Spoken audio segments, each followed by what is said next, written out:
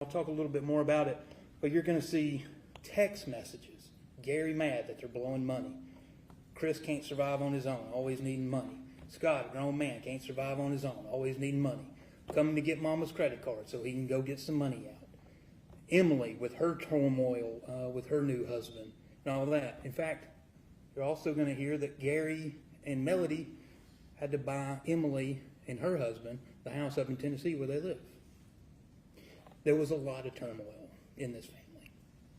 But jumping on the Ferris wheel, first off, who is Melody? Melody was born in 1960. And she was born in Smyrna, Tennessee. And she had a somewhat unusual upbringing, especially for that point in time. Melody was very little, and they moved from Smyrna and moved to Tullahoma. You already heard a little bit about Tullahoma. It's actually where Melody was arrested. That's where Martha Jane lives. That's where Rusty lives. And I'll talk a little bit more about all those people. They moved to Tullahoma, and Melody and her mother, Kay, lived with Melody's grandparents. And that went on for a few years, and eventually Kay Walker met a man named Carl Walker, and they got married. And then they continued, once they were married, they bounced around a little bit. They went from Tullahoma to Nashville, Nashville to Florence, Florence back to Nashville, just kind of bouncing around this North Alabama, Central Tennessee and back down area, just moving around. Then when Melody was a teenager, they finally settled in Florence, Alabama. It's in the north. You've probably heard of Muscle Shoals. It's right there. And that's where eventually Melody started going to high school, was in that area. And so now you're like in the mid-70s, and that's actually when Melody meets Gary Farris. They met when they were 16 years old. They didn't go to the same high school. They actually met through mutual friends at the same church, and they began dating. And they dated through high school, and then in 1970, they got married. So if 1960, I think it was 79, they got married, because I think Melody was 19 years old. Now, they get married, right out of high school, and they both go to the University of North Alabama. Melody's there for about a year, and then she drops out. Gary stays on. So Melody leaves. They're still together. They're still married. And she's working at General Electric Credit and Ace Hardware. Her Kay Walker, her mother, Carl Walker, opened up a Ace Hardware in Florence, Alabama. And that's where Melody worked. And you'll hear a lot about Ace Hardware. She worked there for many, many, many years, helping them out with their business. So in 1980, while Gary's still in school, Chris Farris is born. Now, Melody is working full-time at this point at the hardware store. Gary's full-time college student. 1983 rolls around. Scott Farris is born. Melody's still working at the hardware store. Gary's still going to school. Now, you fast forward a little bit. Gary's graduated. And in 1988, they have Emily. And at this point, they've moved to Tuscaloosa to the University of Alabama. And that's where Gary goes to law school. So they're living there with the 3 kids while Gary's in law school. And then in 1989, Amanda Farris, who's now Amanda Bruce, she's born. Excuse me. In 1989, the following year, Gary graduates law school, and the family moves to Birmingham, where he works for Burr and Foreman, the same firm that he was at when he passed away. Now, in 1995, the law firm sent Gary to Atlanta. They were trying to expand, have a different office in Atlanta, and Gary was going to be a major part of that. And I think when he actually first got there in 95, there was only him and another person there. It wasn't, this huge law firm, at least here in Atlanta, at that point in time. So 95, you got 4 kids, really ranging from kindergarten to Chris at that point in time being about 15 years old. Melody's a stay-at-home mom. She's going back and forth to Florence to help her parents with a hardware store and just living. And an interesting point then comes later in 1997 to Melody is Carl Walker, or who she thought was her father, passed away. And while she was at the funeral, a relative came up to her and told her that, just so you know, Carl Walker's not your father. And so then that leads on to her trying to figure out who her actual father is. And she does. But Carl raised her. It's just an odd thing, to kind of come out of the blue in 1997 at his funeral. Now in 2013, it's kind of the next major event. That is when Gary and Melody buy the Purcell Lane house, where you saw the photos and Mr. Focus's opening of the house. That's when that was purchased, 2013. They move in there, and when they get there, shortly thereafter, Scott moves in to the apartment that is above the barn.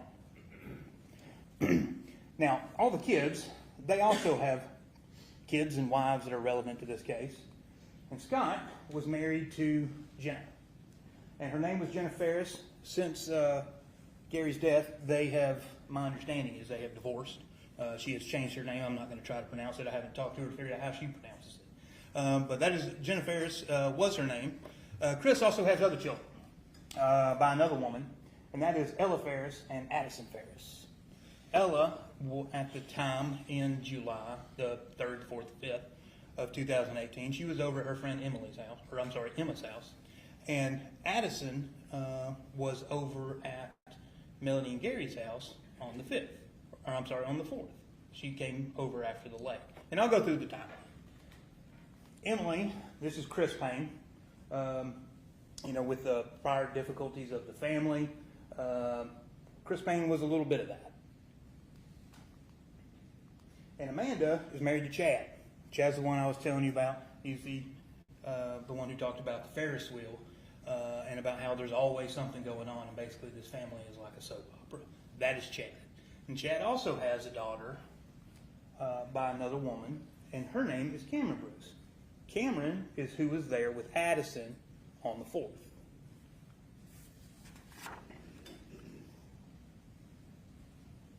Now, let's talk about the timeline. So, you already heard a lot about the burn pile. So, Gary did start the burn pile on July 3rd. Okay, we know that. That's a fact. Also, a couple of other interesting things happened. Addison and Cameron don't live in Georgia. Right? Those are Chris's children. Or Ella and Addison do not live in Georgia. They live in Maine. On July 3rd, they flew in to Hartsville-Jackson. Chris went and picked them up, and they drove up. They came to Melody and Gary's house. Ella had already been dropped off at Emma's house, and Addison came with Chris to see Melody and Gary. And they see both Melody and Gary. Now it is, and I'll go into it more here in a moment, there is some contention about what Addison says, how the house was on the 4th, but we'll talk about that here in a minute. Now on the 4th, that is when Melody goes to Lake Lanier. You'll see, and the evidence will show that we've got a parking receipt. I actually got two things. We've got a parking receipt from Lake Lanier that shows the time that she went in. And there's also a ATM slip that was in her car that we got photographs of to show that her withdrawing money, and that was on the 3rd. And we'll talk about those here more in a minute. July 4th, that is when Addison and Cameron spend the night at the house. Now, Cameron and Addison, they have two different versions of events about how it was. Addison's more, it was kind of weird.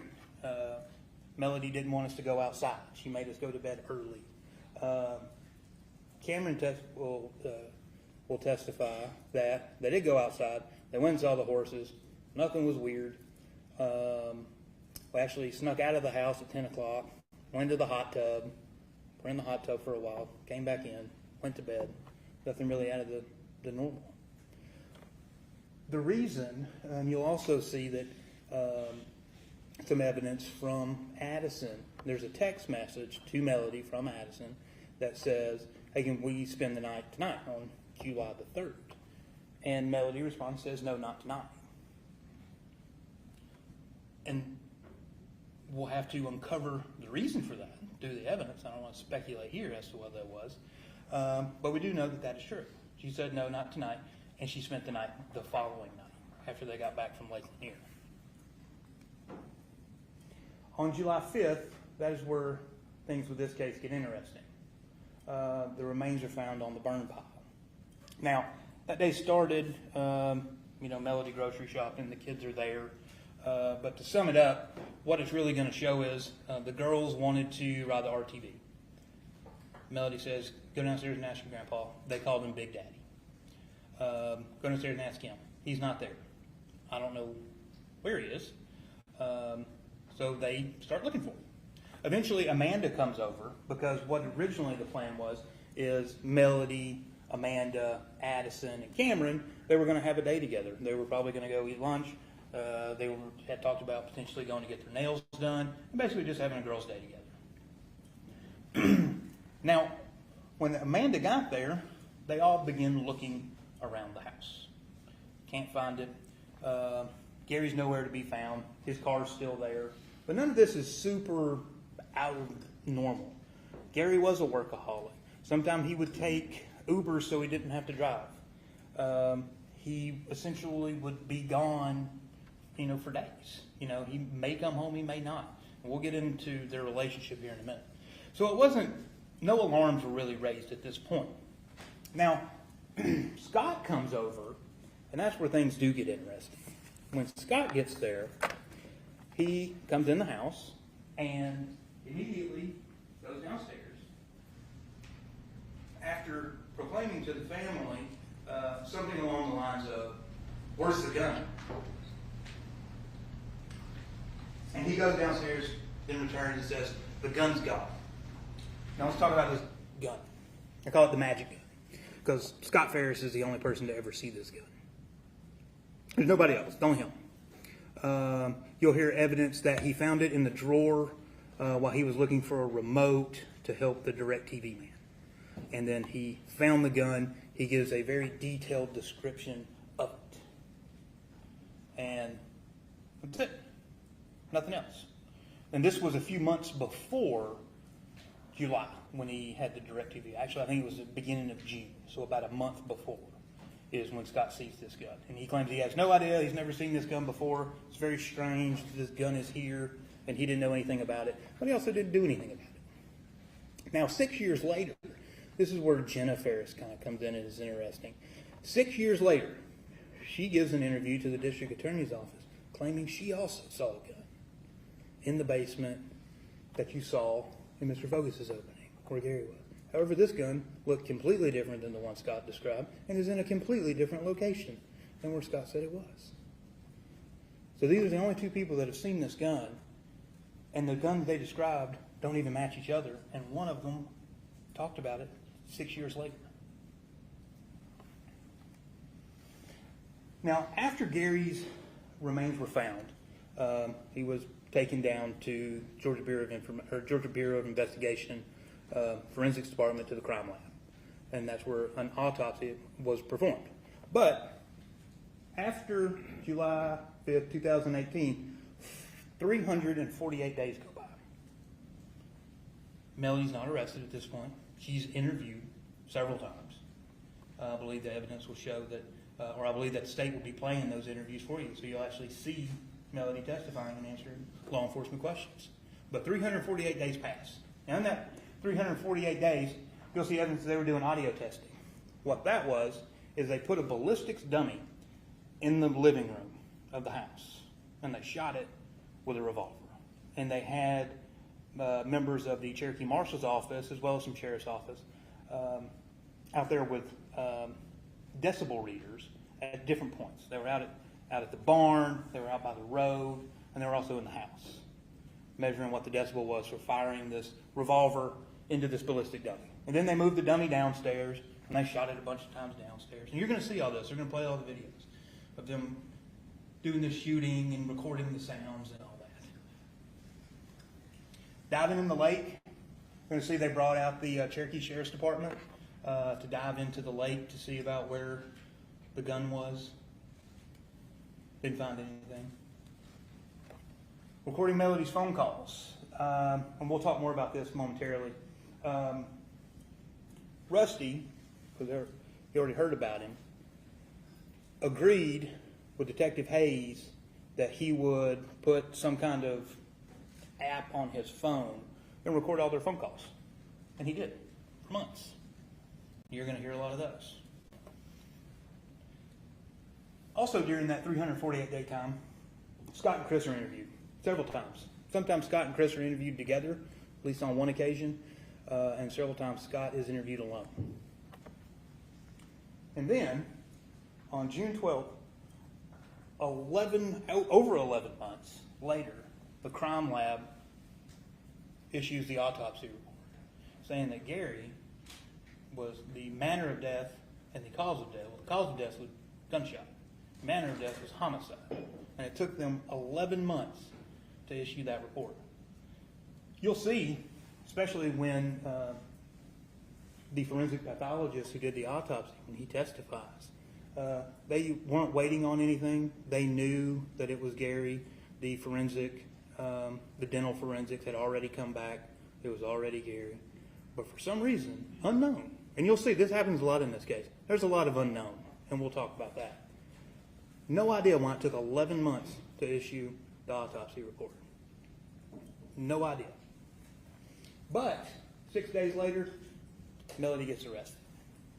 And Mr. Focus is right. She wasn't in Tullahoma, Tennessee. She was up there with Martha Jane. They called her and said, hey, we got an arrest warrant for you. And she came and turned herself in. Nothing to hide. Now, John Luke and I came up with this. Actually, well, we didn't come up with it. He had gone. We were been a long day already, so he was done for the day, so he left. And he went up to the drugstore, and there was a girl in there. And the drugstore, I don't know if your office is in downtown Jasper. There's a Jasper drugstore. It's right on the corner on Main Street in Jasper. It's being sold, and they're doing renovations. And he went in there and asked them a question about something, and they didn't know. And they go, sometimes the greatest questions go unanswered. And he was like, oh, perfect. Brought me out of my slump. Now I know what I'm dealing with. So that's kind of what we've been talking about the whole time with this case.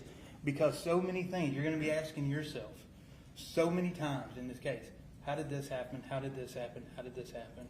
And nobody knows. You can guess. Nobody's going to know. So let's talk about some evidence and questions without answers. So evidence, Melody and Gary. It is no fact, I think so. Melody and Gary affairs. It is common knowledge that they had affairs. People knew. You can even, the grandkids, the evidence will show that even they had their suspicions and pretty well knew that, there was, affairs happening.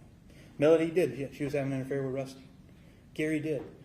He brought, when they moved here in 1995, Angela Phillips was his secretary. He brought her with him from Birmingham to Atlanta. And she was his secretary for 28 years. And she's a bit hesitant to talk about it, but I believe you'll be hearing from her about how they did have a relationship. Gary was also having a relationship, at least somewhat by text and email, with another woman who worked in his building named Joanne Ward or Joanne Hill. So, and you'll also hear Ted Wiley. Okay, they had affairs. They lived completely separate lives. In the house that Mr. Focus was showing you, in that house, Melody lived upstairs.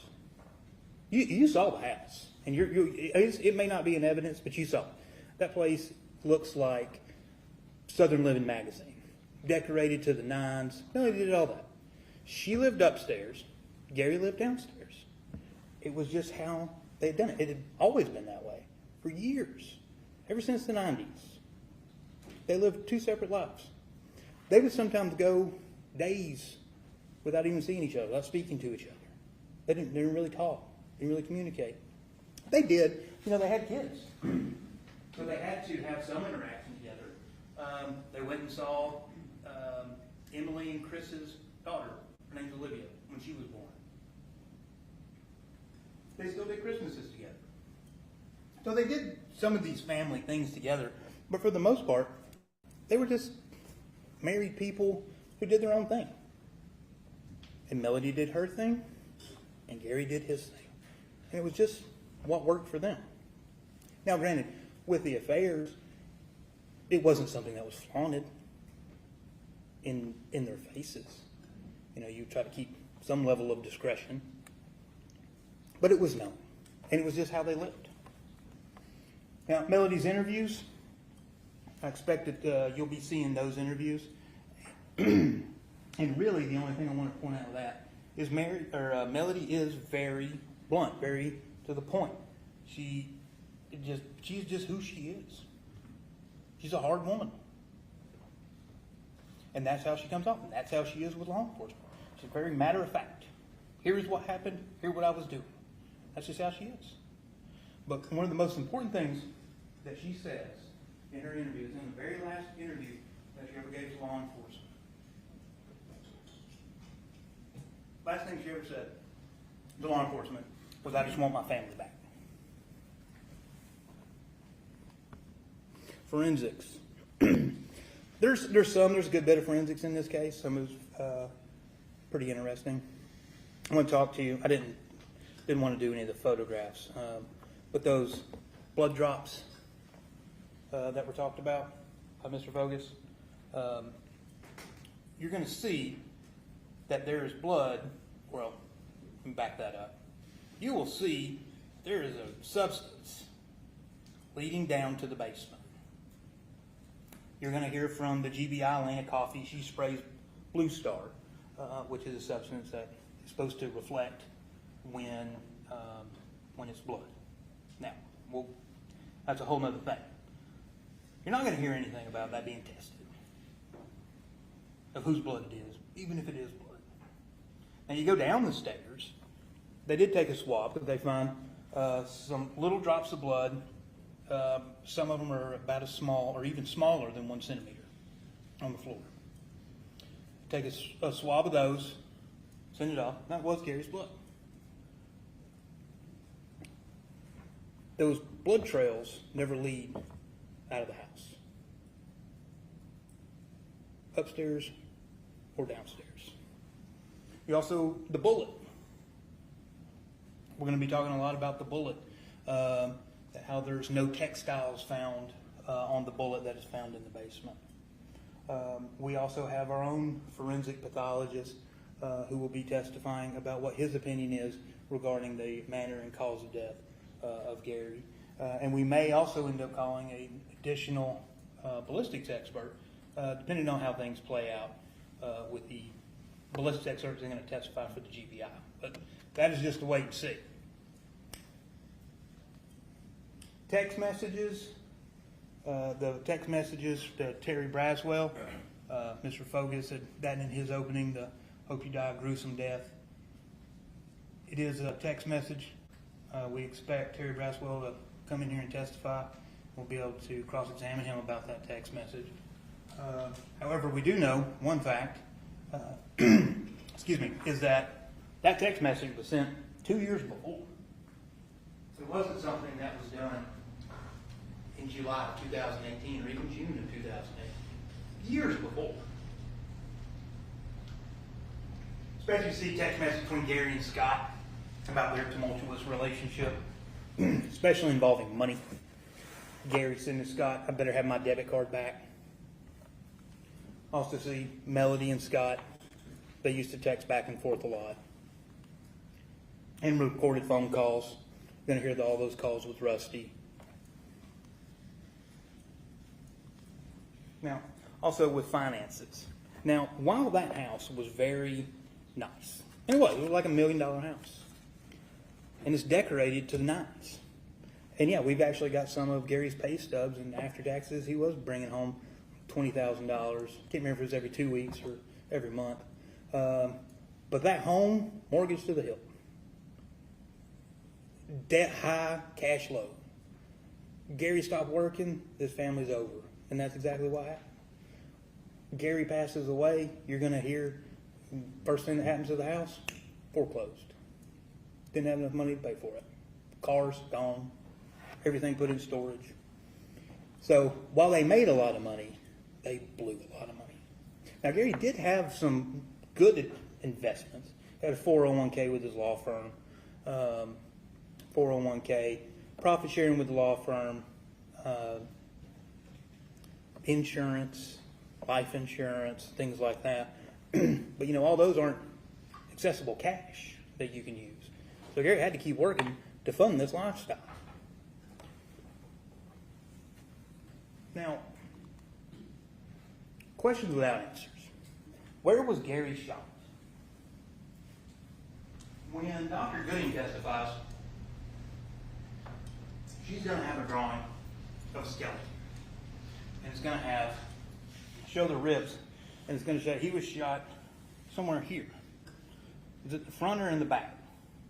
Not going to be able to tell you that. Angles, don't know. No idea.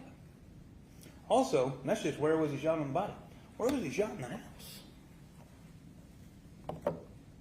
The evidence is going to show while there may be some blood and that was not tested, so we'll call it maybe blood. Upstairs in the living in Melody's portion of the house, we'll call it, and a trail leading downstairs to Gary's portion, we'll call it. You're also going to get evidence from, most likely from Amanda, how a few days before July the 3rd, 4th, 5th, that Gary, that Gary had been bitten by one of Melody's dogs on the ankle and was bleeding as he walked down the stairs down to his room so that he could stop the bleeding in his ankle. And that's where the blood came from. But where was he shot? No idea. How was he put on the burn pile? You're not going to hear about that either. You're going to see photographs of tractors. You're going to see photographs of RTVs. Probably of horses too. But you're not going to hear anything about Gary being moved on one of those vehicles. You will hear, though, that there was one drop of blood that was Gary's on the step getting up into the tractor. There's nothing in like the bucket. One drop of blood on the tractor. Where is the gun? Don't know that either. Now, you're going to see photographs of guns. There were guns on the property. There was no .38 found on the property. I think there was an old .32 caliber that was found on the property, but we know that wasn't the gun in question. But what you will find is that Scott has quite a bit of .38 caliber ammunition in the barn, and in fact, he's got it in his bedside table. But yet he claims, and when he testifies, I assume he will be claiming the same thing, that he does not own a .38 caliber pistol. He will claim that he owned a .357 Magnum at one point, but that gun had been stolen years ago, and he didn't have anything that would shoot a .38. Yet he has at least one full box of .38 special ammunition and a loose several other various brands of .38 special in his nightstand. And you'll see all those. You'll see the photographs of those. But where is the gun? No idea. Where are the bullets? They're in Scott's house. Scott's behavior. From the very beginning, like I told you, from the very beginning, Scott is saying, Melody, Melody, Melody. I thought she would do something. Leading law enforcement down this trail. And you're going to see all that. It's going to be very evident of what his intentions are regarding his mother. He does it in his interviews, and he's going to do it on the stand here too. I would suspect that's exactly what he's going to do. But the most important thing is just in that few minutes of getting there, he's already talking about guns being missing that he's already he's the only person that is seen. Then he goes out looking. You're also most likely going to be seeing, there's a trail camera that was, if the burn pile was where I'm standing, was kind of, don't exactly know how far, but down closer to the lake. Kind of pointing at, they had a deer feeder down there to take pictures of the animals. And you're going to see that coming up to that camera, for some reason, and I don't think we'll ever get a straight answer, we don't know why those photographs got deleted. Or actually, who actually deleted them. Now we know because they were recovered. So we know what photographs were on them, but we don't know of who deleted them.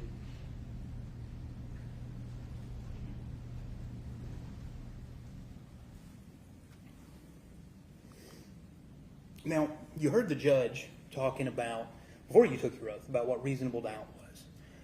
And he said that reasonable doubt was a doubt of a fair-minded and impartial juror honestly seeking the truth. Then he also went on for a little bit and talked about if your minds are unwavering, unsettled, or unsatisfied, that is a doubt to the law. And with that, you should acquit the defendant. So essentially, when you're looking at this case, whenever we had done, when you're evaluating this case and you're evaluating all the evidence, you've got to say, has the state proven their case beyond a reasonable doubt?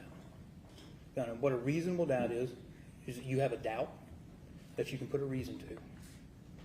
And it's reasonable. It is a reasonable doubt. Now, that is a high burden for the state. I'll go over this and close. I know it's like how it shows that even if the state can get to reasonable doubt, no, that's still an acquittal. That's still not guilty, because they have to go beyond reasonable doubt. And remember, that is just a doubt for which you can put a reason. So, ladies and gentlemen, when you have, like in this case, when you have questions that go unanswered, when we're talking about unanswered questions of how did we get to the burn pile? Where's the gun? Where's the bullets? Where are these simple things that we should be able to find? And why, when we find them, they're in a place that, well, we don't like where that's going. Law enforcement saw the bullets over in the barn. Yet here we are with Melody charged with malice murder, felony murder, ag assault. Nobody heard anything. You're not going to hear anything about this case that Melody heard, or that anybody heard Melody shoot him, or that she admitted to somebody that she shot him. You did hear from, and you'll hear from him again, from Mr. Barton, from Rusty, that he said, Melody said he's on the burn pile.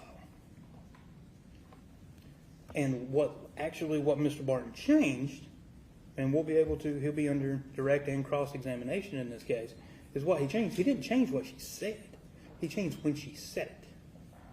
So he said, yes, Melody said they found him on the burn pile, not on the 4th. It was on either the 5th or the 6th when she was talking to him saying, hey, they found Gary dead on the burn pile.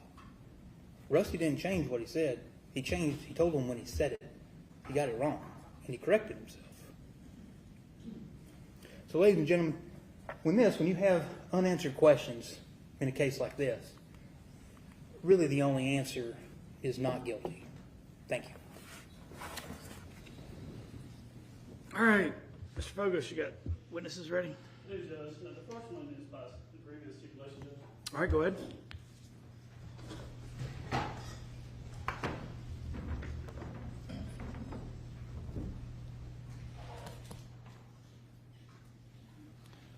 Y'all can decide whether y'all want the mobile lectern to stay there or whether y'all want to get rid of it. The last trial, everybody used both of them. So. It's good, Judge, if we keep it. You know, the first exhibit is going to be, it's labeled 911-1 for 911 call, and it is July 5th, 2018 at 12:47 p.m. July 5th, 2018 at 12:47 p.m. It's about 2 minutes and 21 seconds, and it's Scott Farris. And Judge, I tune that into evidence this time by stipulation. All right. May I publish it? It's 911 and then 1 in parenthetical. Sure would be offered 5K. I'm not, I'm just kidding. Go ahead. No, okay. Y'all agree to the foundation and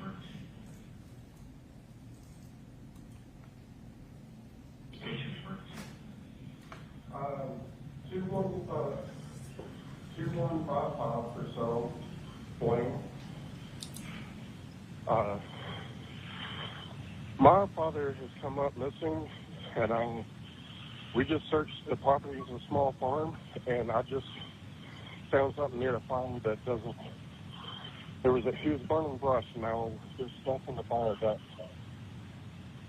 it could be him. I don't know. Okay. All right, sir. What's Purcell Lane run off of?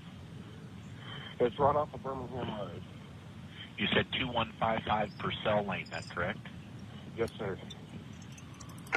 Okay, what is your name?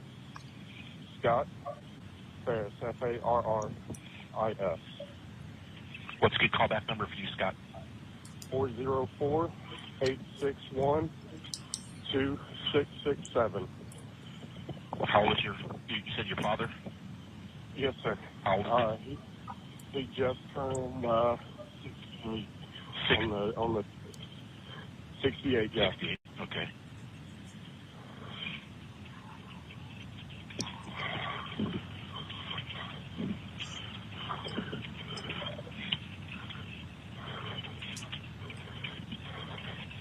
Now I'm calling you to say that we've been walking around looking for him, and I went where the fire's still smoldering, and I'm ex-military. I was deployed to Iraq. I've seen what burned up bodies look like, and this looks like a body. Okay.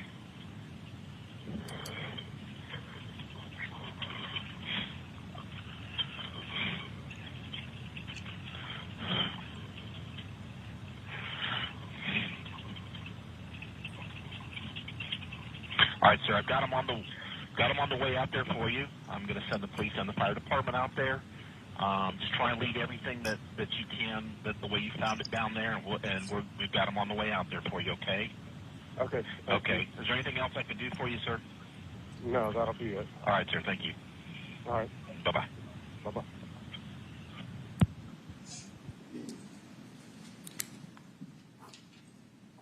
State off Sarah Love.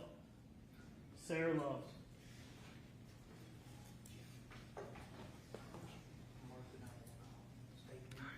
He's doing that system, so it's just 911 one. And it when you go into it, like when you go into the final folder, that kind of thing.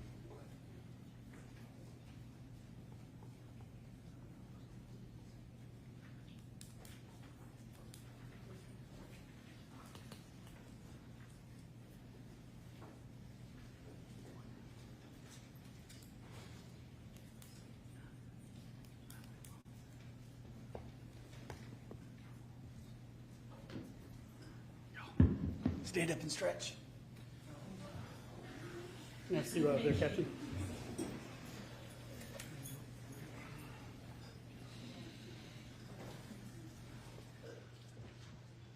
Raise your right hand. Do you solemnly swear affirm the evidence you're about to present in this matter shall be the truth, the whole truth, and nothing but the truth, so help you God? I do. Go ahead and have a seat, make yourself comfortable.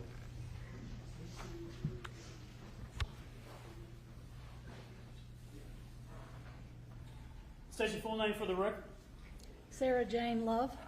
And where do you work and what do you do? I'm a firefighter paramedic with Cherokee County Fire and Emergency Services. What's your rank there? Captain. Tell the jury how long you've been doing what you do. Well, I've been a paramedic for 28 years and I've been with the fire department for almost 22. And what is I know there's paramedics, EMTs, and firefighters. What are they all and how are they different? So there's an EMTI, which is like a basic, the lowest level you can work on an ambulance, and then an advanced, and then a paramedic. And do you have a certain area that you work in the county, or is it just, how does that work? You're typically assigned to a station. You ever had to A testify zone. before at a trial? I'm sorry? You ever had to testify before at a trial? Yes. And you know why you're here today? Yes. I want to turn your attention now back to July 5th of 2018. It was a Thursday. I think y'all responded around right around 12:59 p.m. to the residents in this case. Is that right? I don't have the date and times in front of me, but yes, we did Okay. respond. Do you remember, was it midday, afternoon? Afternoon, I believe. Okay, if I told you around 1 o'clock, any reason to disagree with me on that? No. And do you remember where you went to, where the property was? Yeah, it was in the area of Freeholm or Alpharetta. 2155 Purcell Lane in Alpharetta, Georgia. Yes, Is that the residence? yes. Just a little bit. Hold the mic in front of you, talk over it, and be fine. Okay, And this was the Farris house, is that right? I believe so, sir. And was the house where you went and where all this occurred, what county was that in? Cherokee County. Do you remember what you got called out for? We got called out for a person fell into a fire. Just a person falling into a fire? Initially, yes, sir.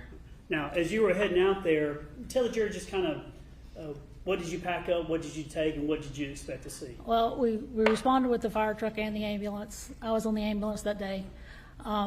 We were originally dispatched to a person falling in the fire, and then it became a person down call, which means that they need resuscitation. Means what? I'm sorry. I didn't catch that. They need to be resuscitated. They don't have a pulse or not breathing. As you were going there and going to the scene, what did you think you were going to find? We were going to find a patient that needed to be resuscitated. Like a person, Yes. maybe just falling out or something? Yeah, we, just from the information, he fell in the fire.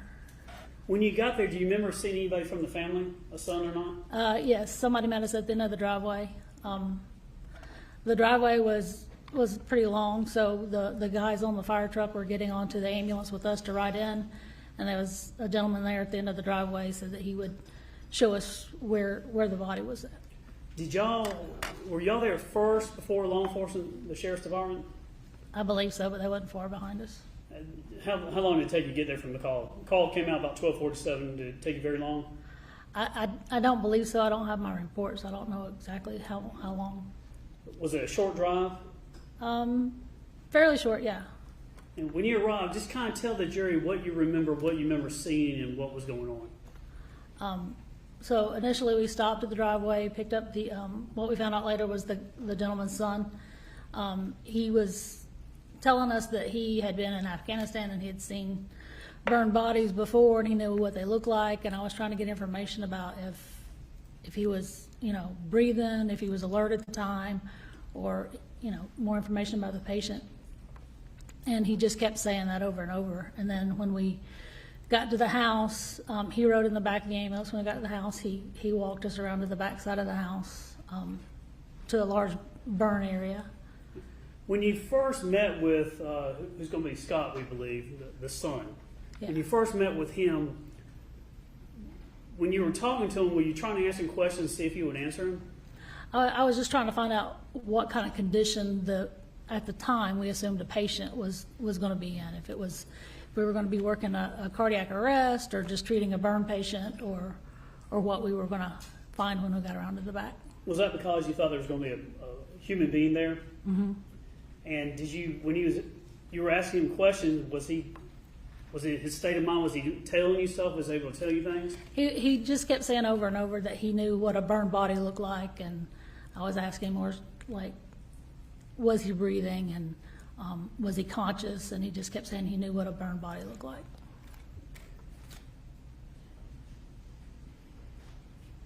You're not supposed to witness. Go ahead. I don't have to ask. Yes, Your Honor. Thank you. Now, we've marked exhibits a little differently in this case. Instead of 1 through whatever it is, we've met and marked them by numbers. Go ahead and take those if you have a look at those. You had an opportunity to look at photographs before trial, I believe, haven't you? Yes, sir. Go ahead and look at those and see if those. Now, it's going to be labeled aerial, as in aerial photographs. Go ahead and look at 1 through 14.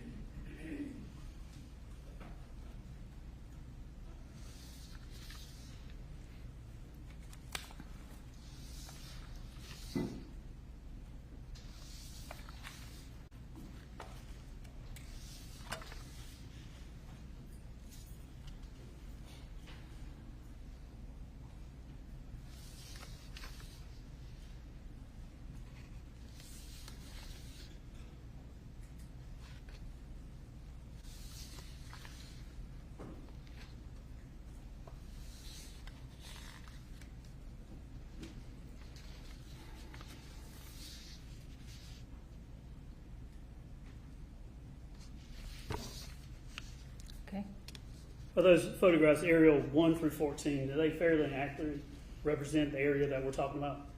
Yes, sir. Judge, this time I tender to evidence aerial 1 through aerial 14.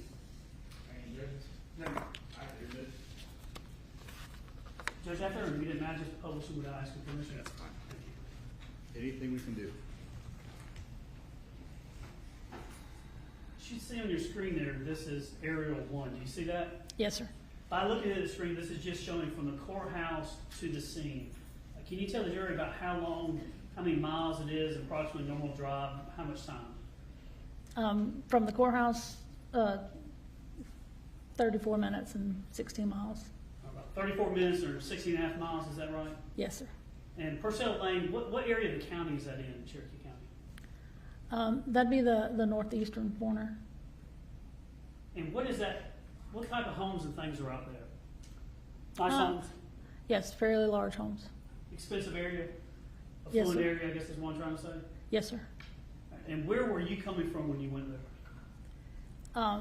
So where it says free home on the map and Highway 20, our station is about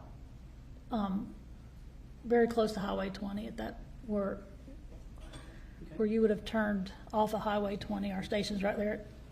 This is aerial 2.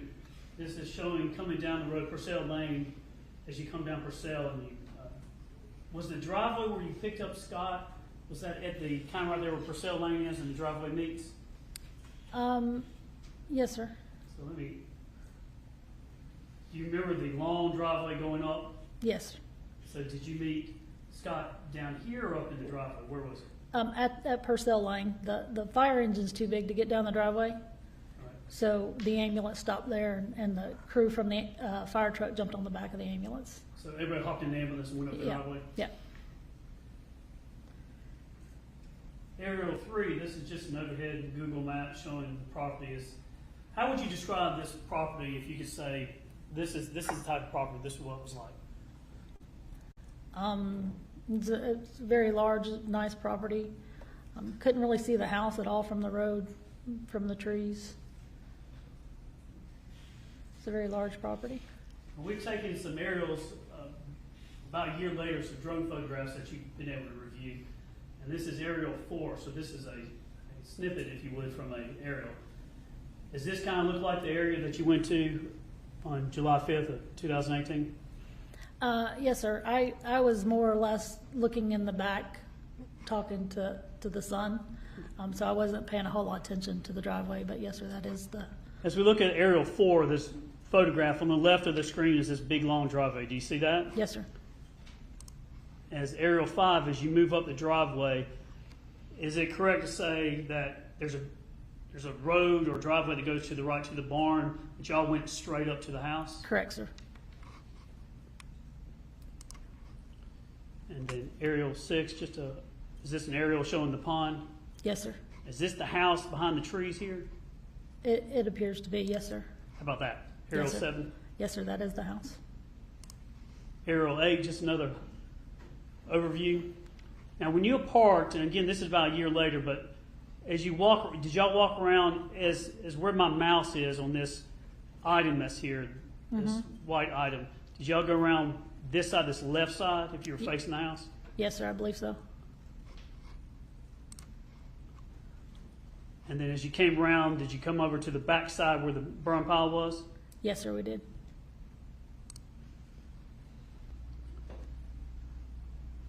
Tell the jury, when you arrived expecting to see a person, when did things change for you? What did you see and what changed it? As we're walking up to the burn pit, you could see some long bones. I saw a foot and the skull. And when you saw that, what in your mind was going on? What were you saying to yourself? I was trying to make sense of it. It's not something you would typically see, so I was like trying to, like the skull, I thought maybe it was a rock. So I kind of moved it a little bit and put it back the way I found it. And the foot, is probably what stands out the most is the foot. What equipment did you have with you to expect to find a person? So the guys from the engine grabbed the bed and the equipment, the cardiac monitor, the jump bag, and they were coming behind me, and me and the son were walking, a little bit ahead of them. When you got there, what was found and what happened? Well, when I saw the bones, I advised dispatch that it wasn't a person down. It was a signal 48, which means a deceased person, and then to have the coroner en route. Did anybody touch the bones or do anything with it? Only like I said, sir, the top of the skull looked like it may have been a rock, so I kind of lifted it a little bit and then put it back where it was when I realized it was definitely the skull. So things changed from a person needing help to a body, basically? Correct. Remains? Is that Yes, sir. fair? Did law enforcement, were they quickly on the scene at that point? Did they come up? Yeah, I remember them being right behind us. Now, I know you've probably seen a lot of things in your career, haven't you? Yes, sir. But did this shock you? Yes, sir. Let's take aerial 11, just showing this is a photograph showing the house in relation to the pond. Yes, sir. Aerial 12 going back over the pond to the arena, the sand pit. Is that fair? Yes, sir. 13 just marching back down the driveway, leaving. Yes, sir. And then 14 just going back to the road. Yes, sir. But now you've had an opportunity to look at law enforcement was able to do some drone videos about a year later in June of 2019. Did you have an opportunity to look at those drone videos? I did. Judge, at this time, and were those videos fair and accurate as you know the property to be when you saw it? Yes, sir. I tender evidence now, aerial 15, aerial 16, and aerial 17, which are 3 drone videos done by the sheriff's office about a year later. All right, any objections? No objection. All right, they're admitted. Go ahead. I'm just going to let this one play. It's about 2 minutes and 10 seconds long.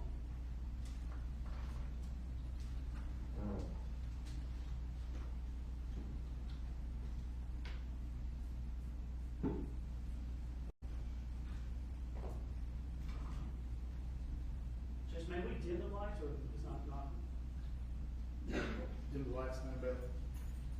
Thank you. Just flip the switch, right? Flip the switch down.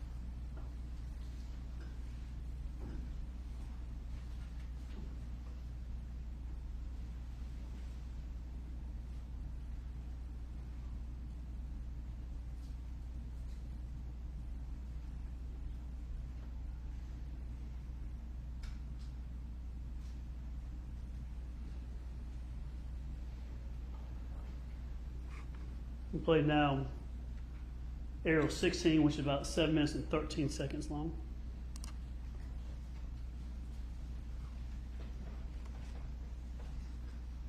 Captain Love, while that's going on, you went around this, as the drone is going, this left side is kind of how y'all approach the burn pile.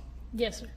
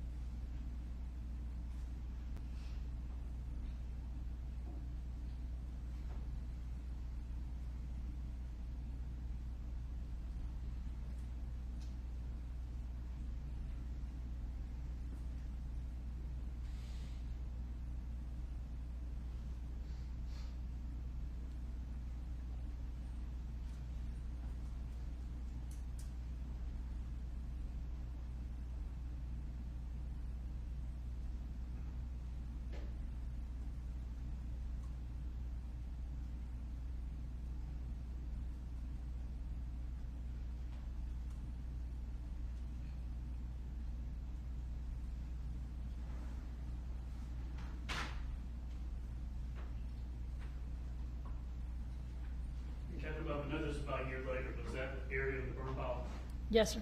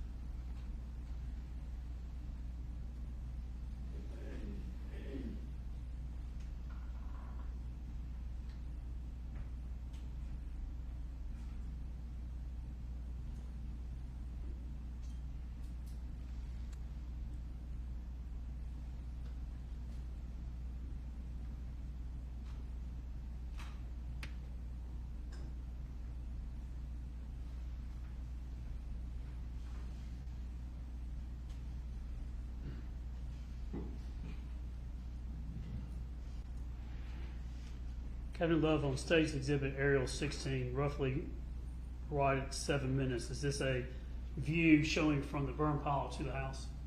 Yes, sir.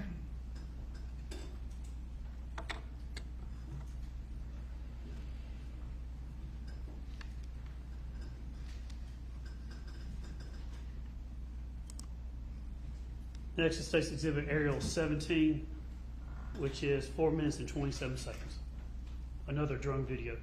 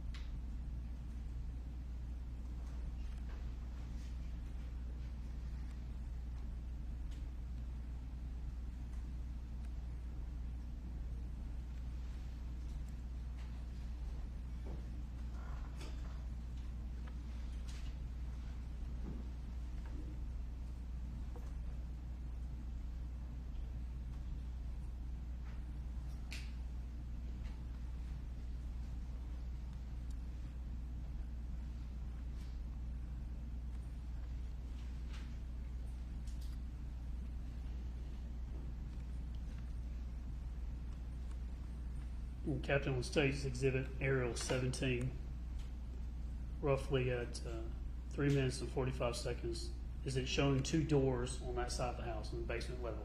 Yes, sir.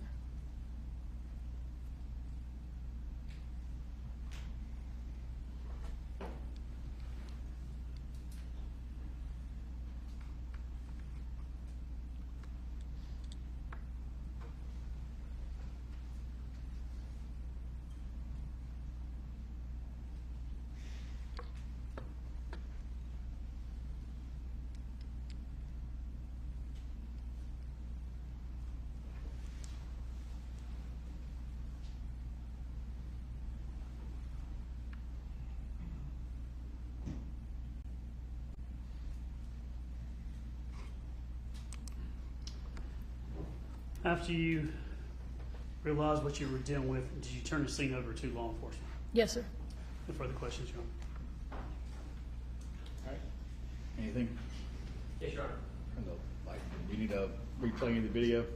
No, Your Honor. All right. Flip them back up, please.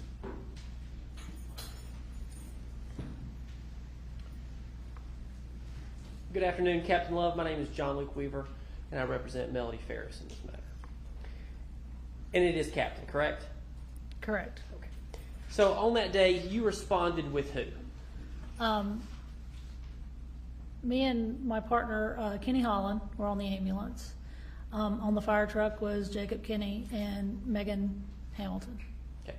So you got off of the ambulance, Yes, and you get, again, the fire truck could not make it up the driveway. correct. Why was that?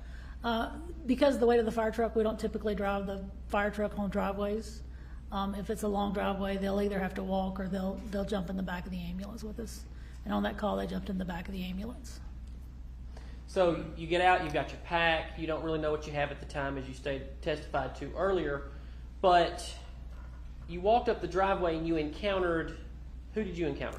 So at the end of the driveway, when we stopped and the crew from the fire truck was getting on, there was a gentleman at the end of the driveway telling us that he could show us where at the time we thought a patient was. Okay. Now, you stated earlier that he kept saying to you he knew what a burned body looked like. Correct. And that's something that's resonated in your memory 6.5 years later. Yes, sir. All right. That was Scott Farris, correct? Yes, sir. All right. What was his demeanor? He was, I guess the best word is just panicked. Okay. Do you remember anything else? Did he say anything else to you about where the location of this was? That he would show us, he said it was a pretty good walk, he would show us where it was. Now, were there any other family members close by as this was happening? I did not see anyone else. Did you speak to any of the other family members on the property? No, sir. Did he mention to you or to anybody that worked with you that day, did he ever bring up anything about a missing gun? No, sir. All right. But how many times do you think he said he knew what a burned body looked like? Probably 2-3 times when I was asking questions when we were still in the back of the ambulance. All right. Do you remember anything else he said? I don't remember when he said it, but he said his dad had been missing for a couple of days and they've been looking for him, but that wasn't unusual for him to be missing, I guess. He said that to you? Yes. And that's when he walked you back there himself? Yes. And that was just as we saw in the video, back down the house, from behind the house. What would you say the grade on that piece of property was? It was a little bit of an incline, but not too steep. All right. And how far behind? I mean, because videos and pictures certainly don't do justice necessarily to being there in person. How far behind the house would you say that burn pile was? I couldn't tell you. Because, I mean, at the time, I'm not thinking about how far I'm walking. I'm just, like, walking, trying to get some information and thinking about what we're going to do. So generally speaking, the images that we saw today were taken roughly a year later. You didn't take those pictures, correct? Correct. Right. But Compare and contrast the state of the burn pile that day, July the 5th, 2018. Just in reference to my report, I estimated it was probably about a 6 foot in diameter, and I don't remember, I think 3 feet maybe high. Was it still smoking? Could you tell? Was it hot? I don't remember seeing any smoke, and we didn't bring our thermometer down there to check because we were on an EMS call and we were thinking, get the patient, go to the hospital. And you mentioned that, now, did you have any gloves or anything like that on? Yeah, we had medical exam gloves on. So I imagine that you wouldn't have thought it was a very hot fire if you would reach down and touch it. No, sir, it wasn't. All right, when you touched what was a remain, was it hot? I don't remember it being hot, not like to burn me. It was warm outside, so I mean, it wasn't like it was on fire currently or enough to burn me, but it was, I guess, ambient temperature. There'll be a number of expert witnesses. I expect that the state is going to. I keep thinking there's a map up there, but there's not. There's a number of expert witnesses that I believe the state's going to call, kind of talking about how they have mapped out the burn pit, the burn pile, where certain things were found within the burn pile. But you stated that you picked up what I believe you believe to be the skull of Mr. Farris. I didn't know who, but yes, it appeared to be a skull. But you picked it up, yes? I didn't pick it up. Okay. I lifted like the corner and let it lay back down to where it was. Immediately laid it back down? Yeah, I did not move it. Okay. I mean, I didn't pick it up to move it. You didn't pick it up and hold it in your hand? No, sir. You just I just rolled made it sure and it put was. it back. I just made sure it was like not a rock, and there was, And that would have been when you made the signal 48? Yes, sir. Was Scott Farris standing there when you were doing that? I assume so. I mean, he walked us back there, and he was still back there when we were leaving. I don't think he left. Any other family members around? I do not remember any other family members. Did you ever remember speaking with my client, Melody Farris? No, sir. And did you see her even? I did not. When you walk down there, and I believe this is important, so I take your time to answer this question. Because all of Cherokee County responded following you after your signal 48. Did you ever notice any tractor marks near the fire? I did not notice, sir. All right. Did you notice any RTV tire treads? Like a tire tread, a car tread, any kind of a tire? I did not notice. All right. How about, could you see where horse hoof marks would be somewhere around the fire? Could you see any of that? I didn't notice anything like that. All right. Any tools or implements for the fire? I didn't notice. I wasn't looking for stuff like that either. Yes, ma'am. But I did not notice. Okay. Anything else you would remember about that day? No, sir. How long did you leave after the signal 48? Pretty quickly after I called and told them that it was a signal 48 and law enforcement was there, we turned the scene over as quickly as possible, especially for the ambulance to get back in service for, the next emergency call. So we left pretty quickly. If I may have one brief second, Your Honor. That's all I have, Judge. Thank you. Can you redirect? No, Your Honor. All right, you can sit down. Thank you, ma'am. Just you may call. All right. That's fine. All right, call your next witness. Judge, this time the state calls Robert Raleigh. Robert Raleigh. Thank you. Y'all stretch. Just before we allow, we'd like to finish with this witness study. We want to be more after this. How much you got? I don't want it to be. This won't be very long. You got another one you could call? Next one. The next one's gonna be long. Are they here? We'll do the preliminary stuff.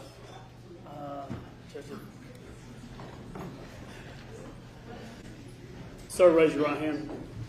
Do you solemnly swear or affirm that the evidence you about to present in this matter shall be the truth, the whole truth, and nothing but the truth, so help you God? I do. Have a seat, state your name for the record, and tell us where you work and what do you do. Ben Riley, I work for Cherokee County Sheriff's Department, UPD, been there 11.5 years. And what do you do at the Sheriff's Department? Investigate crimes, car crashes, supervise, and road patrol. I want to turn your attention now to Thursday, July 5th, 2018, probably right around 1 p.m. Did you respond to 2155 Purcell Lane in Alpharetta, Cherokee County, Georgia? I did. Tell the jury what you responded for. I responded for a person down. Essentially, I guess the son of the mother called and said he'd been to Iraq, seen a person burning before, he knows what it looks like, and I responded as the supervisor. Where'd you come from? That precinct. How long did it take you to get there? It took me quite a while.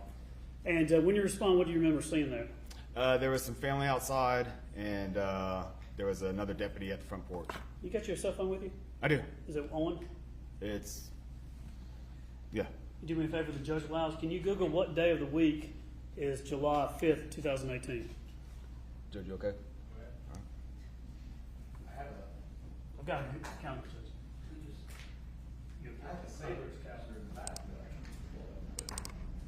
This is perfect calendar. No objection. Judge, I'll tender to evidence now State's Exhibit Raleigh 1, which is a calendar. Did you beat me? Yes. There you go.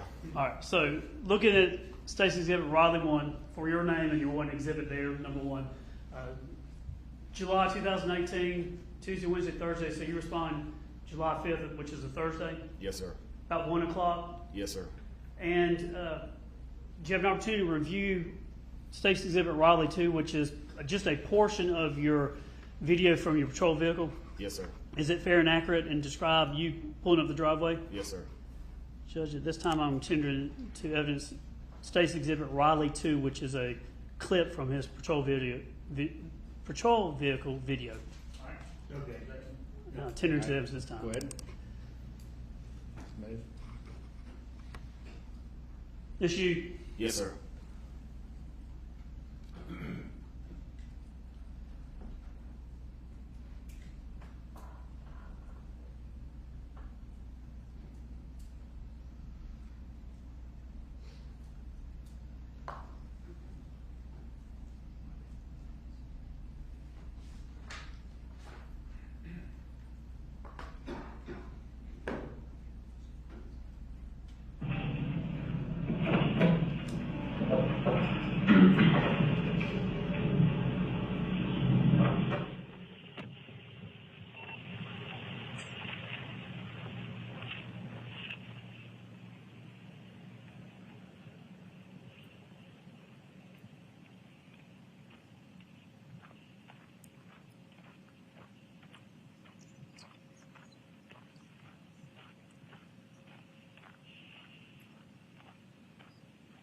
Left of the screen, you'll see yourself walking up there.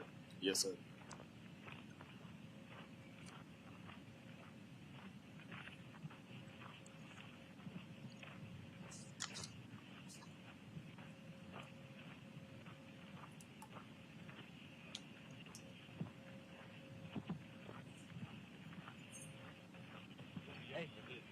I have no idea. It looks like one of ours. You go around to the left of the house? Yes, sir. Thank you.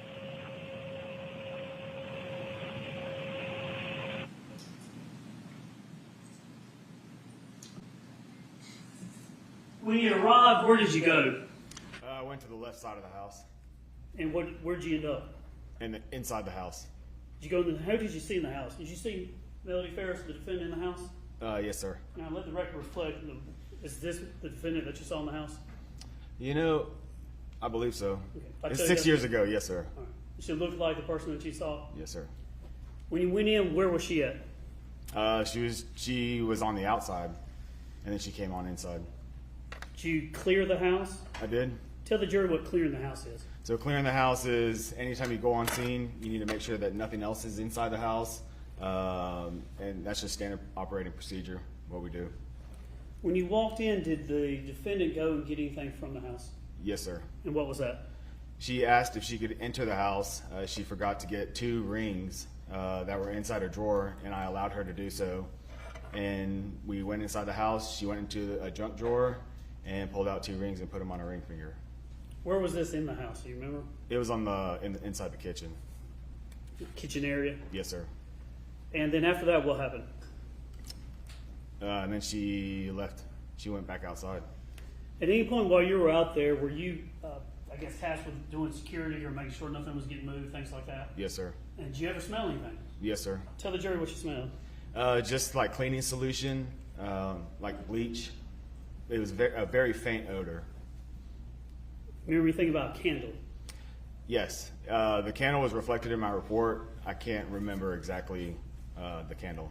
It was 6 years ago. But there was a candle burning in the house? Yes, sir. Nothing further, Judge. All right, Mr. Weaver? Now, you said, are you corporal? Yes, sir. Corporal, I'm John Luke Weaver, and I represent Melody Farris. So, what you just summed up, was that, how long were you there that day? I was there for a while. I mean, if it happened at 1 o'clock, I wasn't relieved until about 5:30, 6 o'clock. All right, so you were there 4 or 5 hours. Sure. All right. And you were the first one to respond with Cherokee County Sheriff's Office? Incorrect. Okay. Who was? I believe it was be on CAD, but I know that I relieved Deputy Moss at the time. All right. So there had already been a number of people there by the time you got there. Sure. All right. And you walk in. Were you the first person to talk to Miss Farris that you know of? I don't know. Had anybody else? So you walked in the house immediately once you got there. I don't remember. All right. And you walked in the house and you immediately smelled. What did you say you smelled? The odor like a cleaning solution, like bleach. All right. Did you walk into a laundry room? Did you notice there was a laundry room close by when you walked in the house? I don't remember. Okay, you don't remember. And a candle. What did you say? You smelled a candle burning? I believe there was it reflected in my report that there was a candle. I don't recall. Because you don't recall the candle. Correct. Then why would you write in a report that this candle was important to you, but you don't remember what it was? Because that's 6 years ago. Okay. Is it unusual for people to have a candle burning in their house? Sure. Is it unusual? Yes. Is it unusual? Or is it usual? Yeah. It's normal. Correct. So why was that unusual to you? I don't know. Okay. And is it unusual for people to clean their houses? Yeah, that's standard. It's standard. And when you walk into a house, some of them smell clean, correct? Sure. All right. And would this have been any more different than if you walked into anybody's clean house? Yours, for example. No. Go ahead, Judge. Okay, hold on. One more.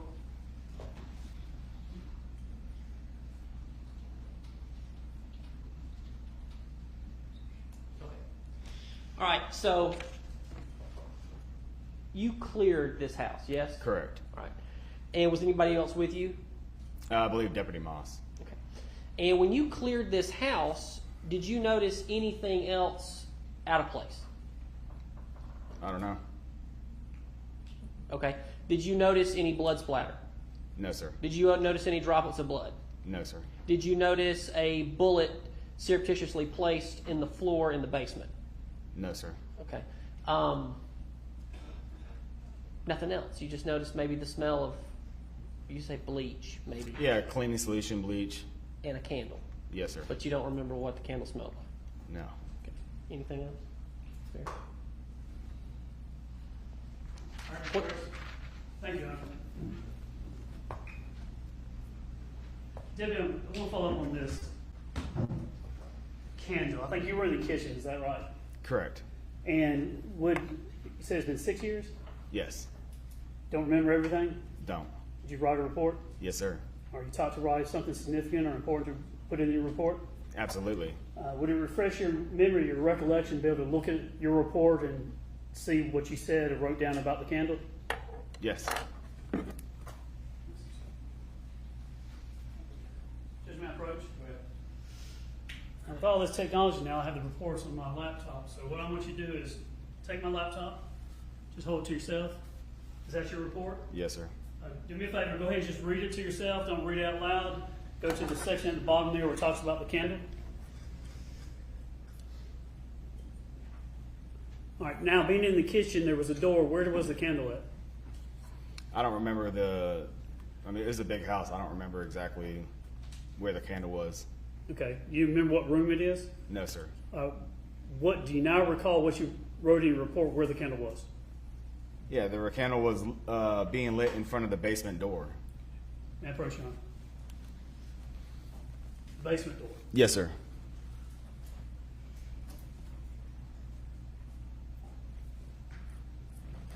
Nothing further.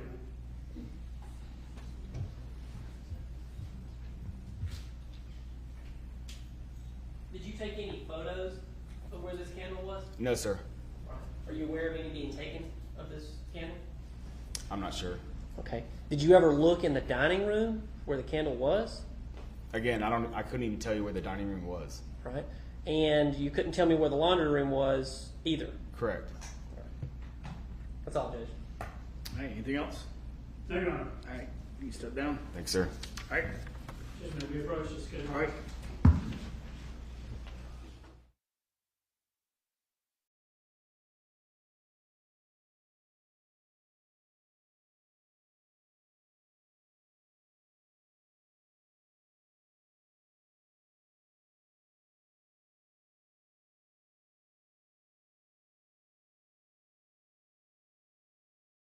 Off getting behind, but the attorneys have said that the next witness is going to be lengthy, and they don't want to start for 30 minutes and then break for the evening and then start back in the morning. So we're going to recess today.